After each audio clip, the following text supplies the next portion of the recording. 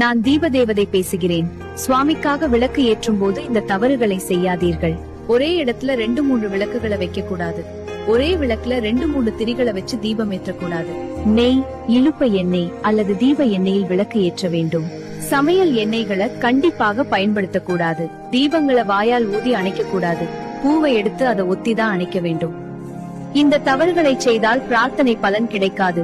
மேலும் தீபதேவதையின் சாபம் கிடைத்துவிடும். நான் தீபதேவதை பேசுகிறேன். சுவாமிக்காக விளக்கு ஏற்றும் போது இந்த தவறுகளை செய்யாதீர்கள். ஒரே இடத்துல 2-3 விளக்குகளை வைக்க கூடாது. ஒரே விளக்குல 2-3 திரிகளை வச்சு தீபம் ஏற்றக்கூடாது. நெய், இலுப்ப எண்ணெய் அல்லது தீப எண்ணெயில் விளக்கு ஏற்ற வேண்டும். சமையல் எண்ணெய்களை கண்டிப்பாக பயன்படுத்தக்கூடாது. தீபங்களை வாயால் ஊதி அணைக்க கூடாது. பூவை எடுத்து அதை ஒத்திதான் அணைக்க வேண்டும். இந்த தவறுகளை செய்தால் பிரார்த்தனை பலன் கிடைக்காது. மேலும் தீபதேவதையின் சாபம் கிடைத்துவிடும். நான் தீபதேவதை பேசுகிறேன். சுவாமிக்காக விளக்கு ஏற்றும் போது இந்த தவறுகளை செய்யாதீர்கள். ஒரே இடத்துல 2-3 விளக்குகளை வைக்க கூடாது.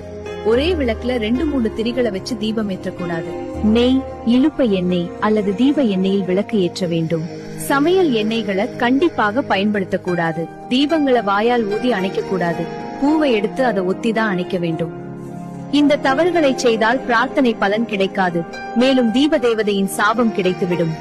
நான் தீபதேவதை பேசுகிறேன். சுவாமிக்காக விளக்கு ஏற்றும் போது இந்த தவறுகளை செய்யாதீர்கள். ஒரே இடத்துல 2-3 விளக்குகளை வைக்க கூடாது.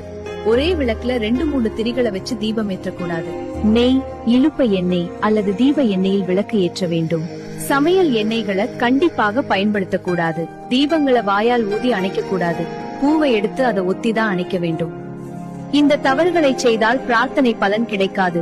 மேலும் தீபதேவதையின் சாபம் கிடைத்துவிடும்.